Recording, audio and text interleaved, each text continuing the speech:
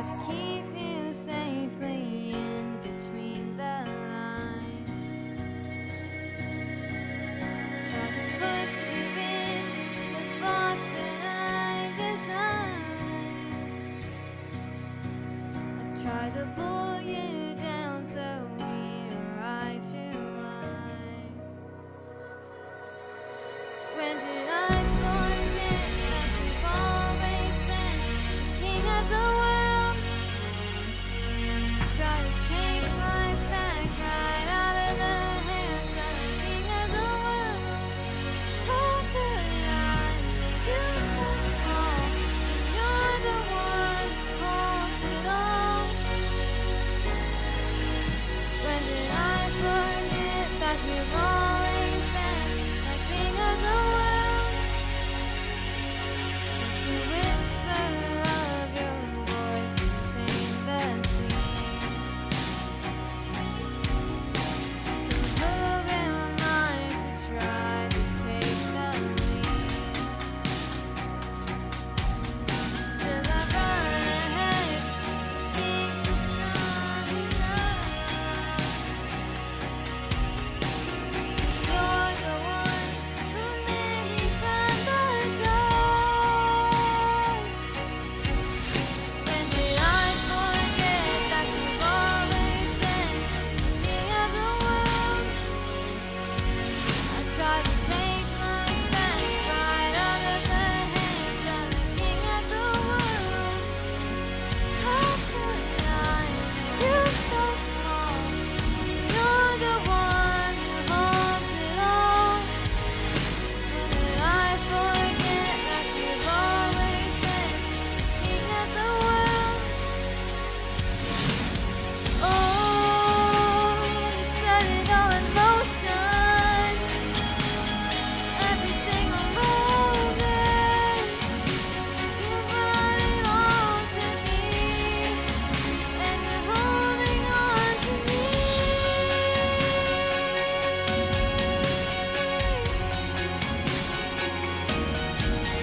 When did I forget that you've always been the king of the world? Try to take life back right out of the hands of the king of the world. How could I make you so small? You're the one who holds it all. When did I forget that you've always been the king of the world? You will always be the king of the world.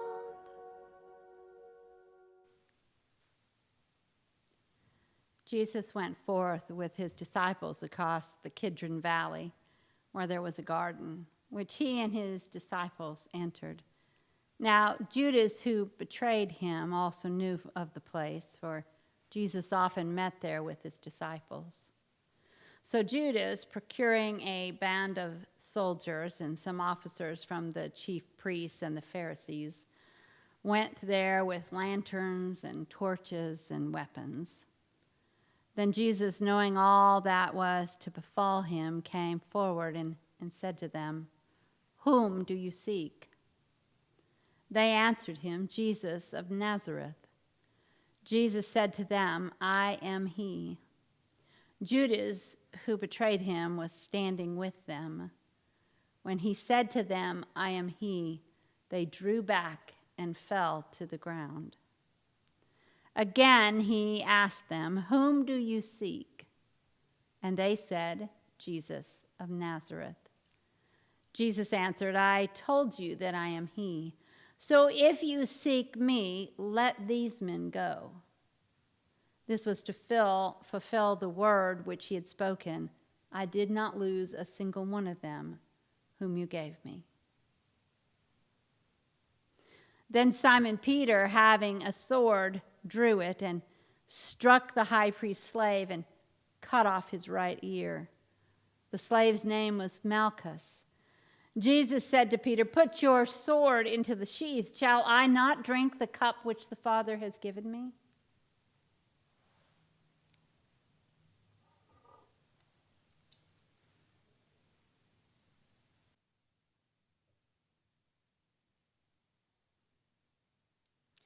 So the band of soldiers and their captain and the officers of the Judean authorities seized Jesus and bound him. First they led him to Annas, for he was the father-in-law of Caiaphas, who was high priest that year. It was Caiaphas who had given counsel to the religious authorities that it was expedient that one man should die for the people.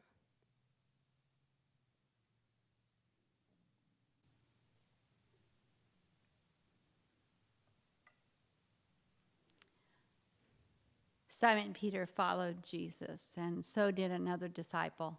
As the disciples was known to the high priest, he entered the court of the high priest along with Jesus, while Peter stood outside at the door. So the other disciple, who was known by the high priest, went out and spoke to the woman who guarded the gate and brought Peter in. The woman who guarded the gate said to Peter, "Are not you also one of this man's disciples?" He said, "I am not." Now the servants and officers had made a charcoal fire because it was cool, and they were standing and warming themselves. Peter was also with them, standing and warming himself.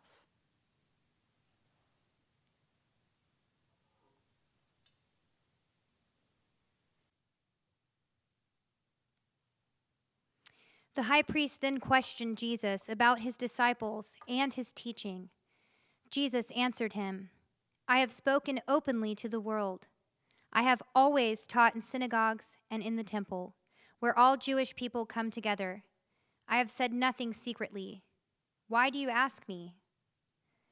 Ask those who have heard me what I said to them. They know what I said." When he had said this, one of the officers standing by struck Jesus with his hand, saying, "Is that how you answer the high priest?" Jesus answered him, "If I have spoken wrongly, bear witness to the wrong. But if I have spoken rightly, why do you strike me?" Annas then sent him bound to Caiaphas, the high priest.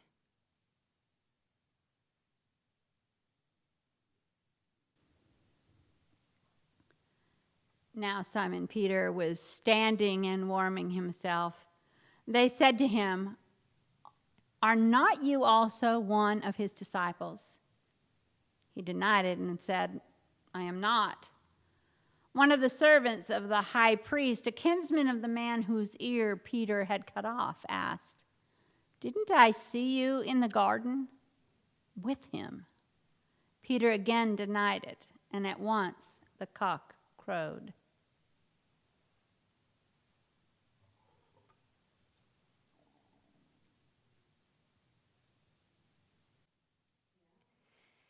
Then they led Jesus from the house of Caiaphas to Pilate's headquarters. It was early. They themselves did not enter the headquarters so that they might not be defiled, but might eat the Passover. So Pilate went out to them and said, "What accusation do you bring against this man?" They answered him, "If this man were not an evildoer, we would not have handed him over." Pilate said to them, "Take him yourselves and judge him by your own law." The religious authorities said to him, "It is not lawful for us to put any man to death." This was to fulfill the word which Jesus had spoken, to show by what death he was to die.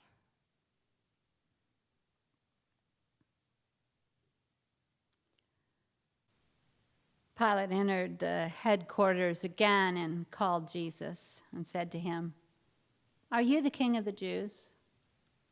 Jesus answered, "Do you say this for your own accord, or did others say it to you about me?" Pilate answered, "Am I a Jew? Your own nation and the chief priests have handed you over to me. What have you done?" Jesus answered, "My kinship is not of this world. If my kingship were of this world, my servants would fight that I might not be handed over to the religious authorities. But my kingship is not of this world." Pilate said to him, "So you are a king?" Jesus answered, "You say that I am a king. For this I was born, and for this I have come into the world to bear witness to the truth. Everyone who is of the truth hears my voice." Pilate said to him, "What is the truth?"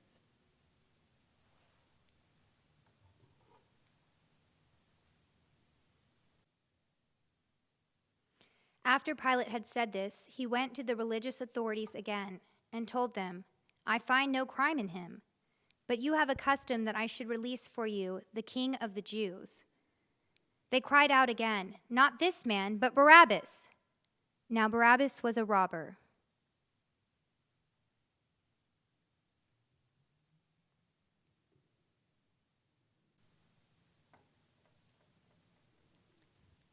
Then Pilate took Jesus and scourged him.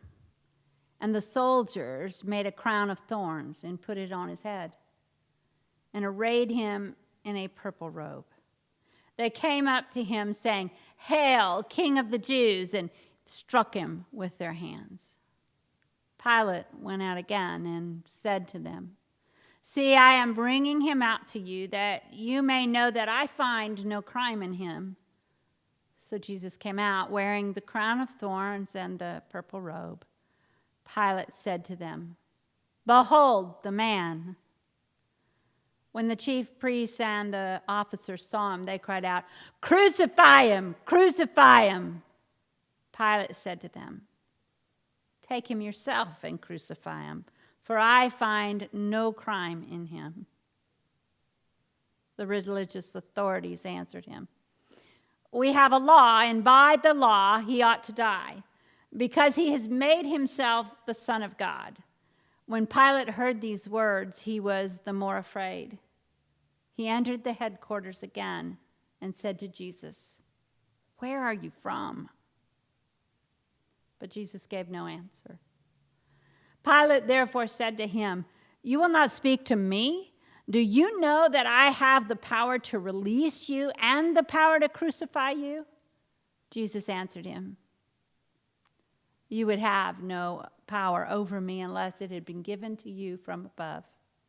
Therefore, he who delivered me to you has the greater sin."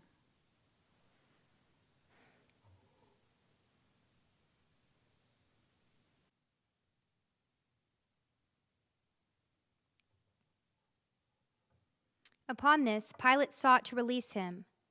But the religious authorities cried out, "If you release this man, you are not Caesar's friend. Everyone who makes himself a king sets himself against Caesar." When Pilate heard these words, he brought Jesus out and sat down on the judgment seat at a place called the Pavement, and in Hebrew, Gabbatha. Now it was the day of preparation of the Passover. It was about the 6th hour. He said to the religious authorities, "Behold your king." They cried out, "Away with him! Away with him! Crucify him!" Pilate said to them, "Shall I crucify your king?"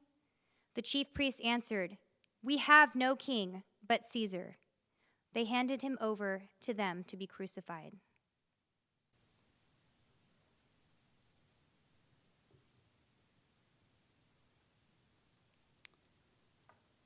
So they took Jesus, and he went out bearing his own cross to the place called the Place of the Skull, which is called in Hebrew Golgotha.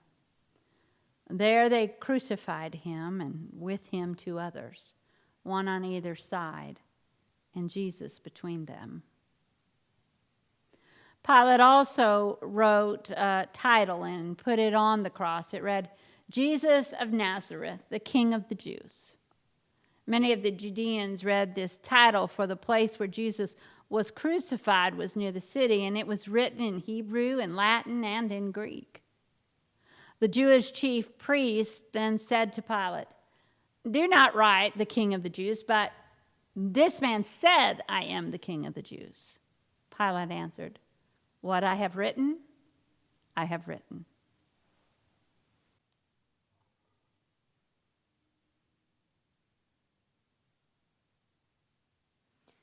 When the soldiers had crucified Jesus, they took his garments and made 4 parts, one for each soldier, also his tunic.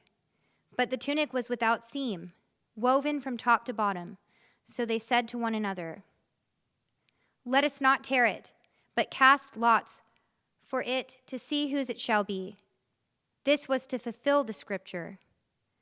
They parted my garments among them, and for my clothing they cast lots.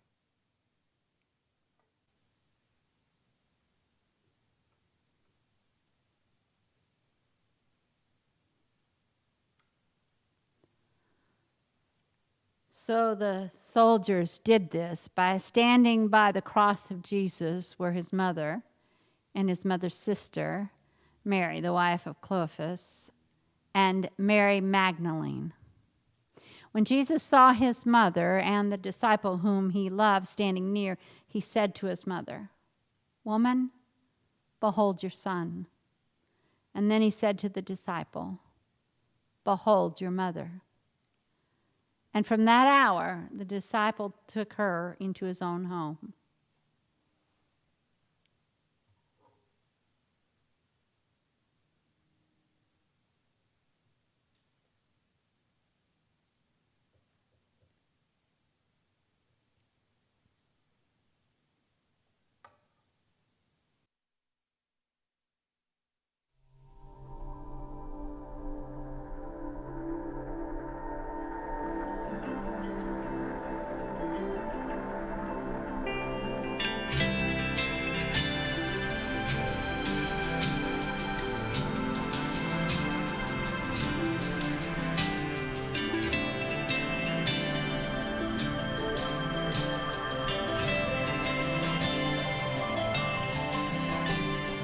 Blessed are you as you weep on your knees, with perfume and tears washing over my feet.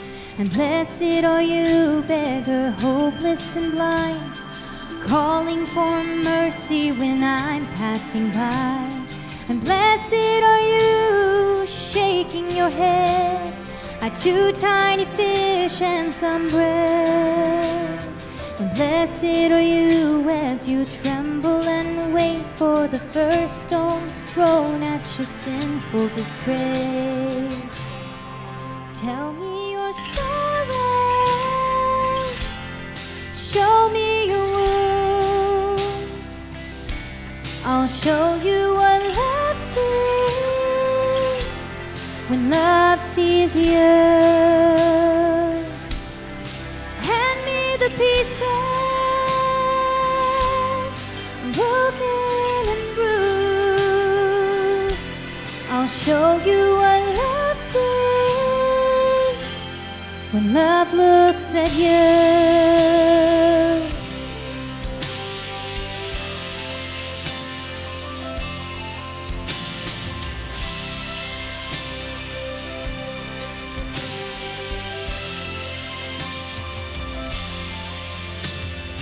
Blessed are you, walking on waves, to find yourself sinking when you look away. And blessed are you, lepers standing alone, the fear on their faces is all that you've known. And blessed are you, lonely widow, who gave your last shiny coin to Yahweh. Blessed are you with your silver and lies, kissing the one who is saving your life. Tell me your story, show me your wounds. I'll show you what love sees when love looks at you. Hand me the pieces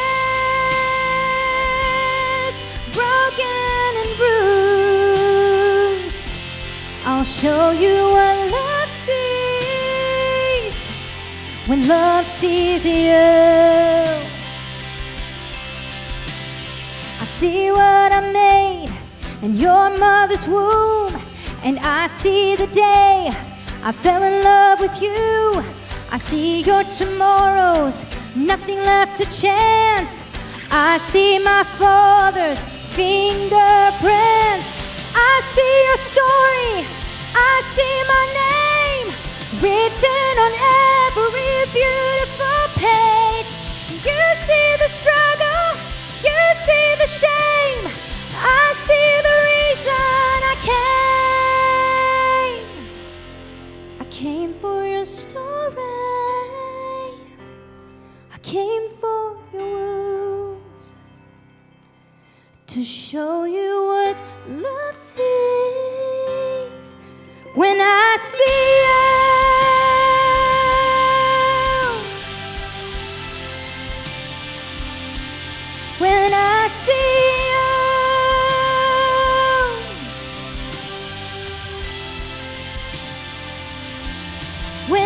I see you,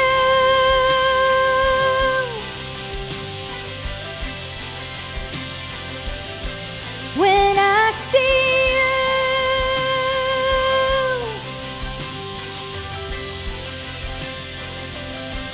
when I see you.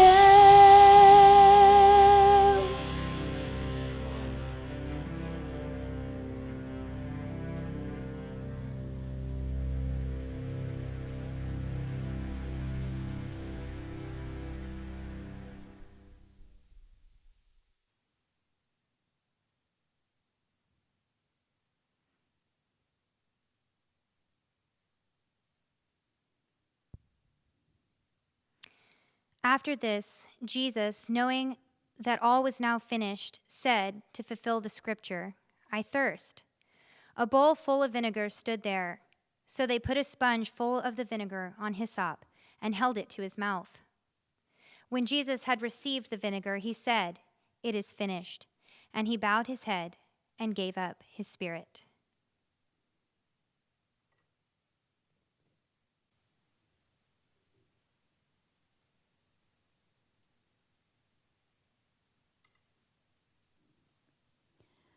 Since it was the day of preparation, in order to prevent the bodies from remaining on the cross on the Sabbath, for the Sabbath was a high day, the religious authorities asked Pilate if their legs might be broken and that they might be taken away. So the soldiers came and broke the legs of the first and of the other who had been crucified with him. But when they came to Jesus and saw that he was already dead, they did not break his legs. But one of the soldiers pierced his side with a spear, and at once there came out blood and water. He who saw it has borne witness. His testimony is true, and he knows that he tells the truth, that you also may believe. For these things took place that the scripture might be fulfilled. Not a bone of him shall be broken.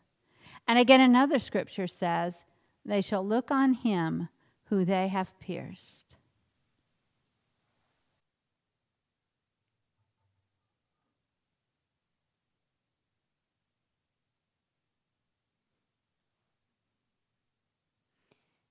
After this, Joseph of Arimathea, who was a disciple of Jesus, but secretly for fear of the religious authorities, asked Pilate that he might take away the body of Jesus, and Pilate gave him leave. So he came and took away his body. Nicodemus, also who had at first come to him by night, came bringing a mixture of myrrh and aloes, about 100 pounds of weight.